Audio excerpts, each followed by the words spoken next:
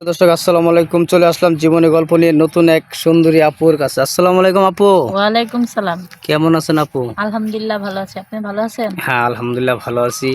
আপু আমাদেরকে তো আপনি নক দিয়েছেন, এর জি। আগে কি আরো কারো কোনো চ্যানেলে ভিডিও করছেন? হ্যাঁ, একটা চ্যানেলে ভিডিও করেছিলাম, আচ্ছা, কিন্তু কোনো ফলাফল পাইনি আর কি। কোনো ফলাফল পাননি? না। তো যাই হোক, আমরা চেষ্টা করবো দেখি আপনার জন্য কিছু করতে পারি কিনা। তো কেমন পাত্র চান আপনি? উম, কেমন পাত্র? আমরা মধ্যবিত্ত মানুষ। আমার ফ্যামিলিতে আমার মা বাবা আর আমি আছি। আচ্ছা তো মনে করেন যে যে আমার ফ্যামিলির দায়িত্ব নিতে চাইবে বা আমার দায়িত্ব নিতে চাইবে, এরকম একজন মনের মানুষের লোক চাই। আচ্ছা আপু, আপনার দেশের বাড়িটা কোথায়? বরিশাল। বরিশাল। বরিশাল কোন জায়গা? ভোলা। ভোলা।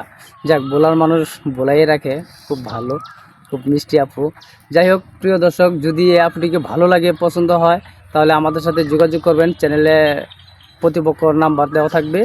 আর আপু, জি বলেন। আরেকটা কথা বলতে ভুলে গেছিলাম, তো কেমন বয়সী পাত্র চান আপনি? মনে করেন কেমন চাইবো, যেমন আসবে তেমন। না, তারপর একটা বয়সের একটা ব্যাপার স্যাপার আছে না? কারণ আপনার বয়সটা একেবারে অল্প দেখা যাচ্ছে, তারপরে দেখতে শুনতে খুব যেমন নাটক 30 থেকে 40 এর মধ্যে বা 28 এরকম।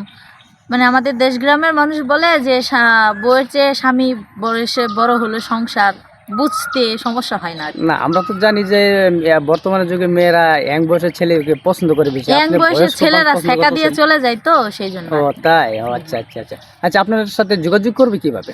আপনাদের এই স্ক্রিনে নাম্বার দেওয়া থাকবে।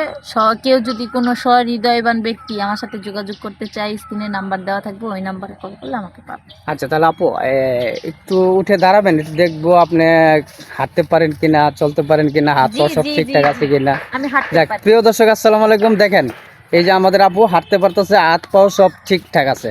ওকে, ভালো থাকবেন।